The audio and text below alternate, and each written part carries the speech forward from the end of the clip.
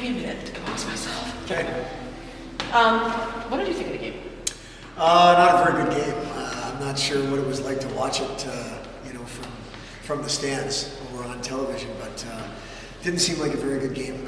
There seemed like there was some energy early. I mean, Michigan State scored right away and a little bit of energy, and then they scored again. And I thought we did a good job of fighting back and getting that our first goal before it got out of hand.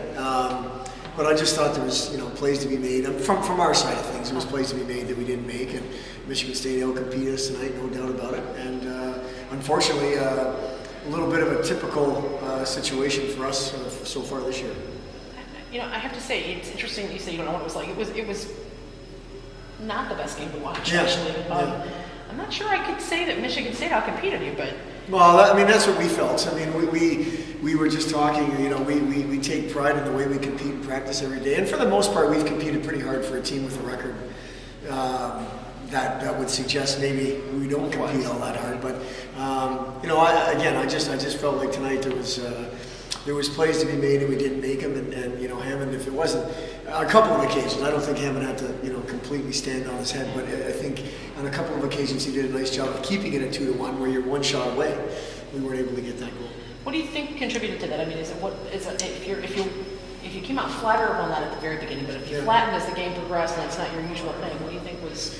I'll give them credit for that. I mean, it must have been something they were doing versus, I think it's a combination. There's things they're doing and things we weren't. I truly believe this team, right now, we don't know how to win yet. And our record, again, shows that. But not only does the record show, but you look at the one-goal games, either way.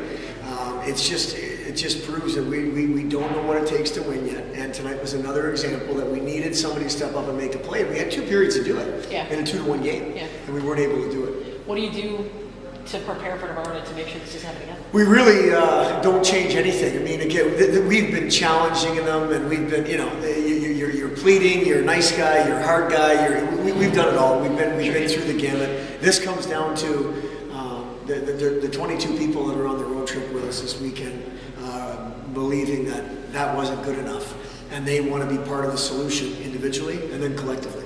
And if that doesn't happen, we'll get the same result tomorrow night. If it does, then we'll hopefully fight for a better result.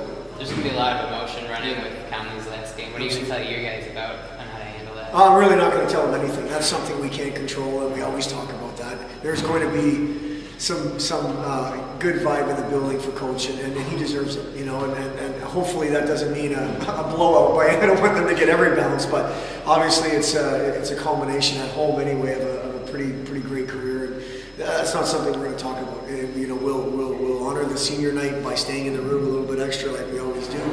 Honor their seniors. We'll go and play like we try to always do. Tomorrow night, that's all we can control now is tomorrow night, 60 minutes, and hopefully we can regroup and get back after it. Thanks.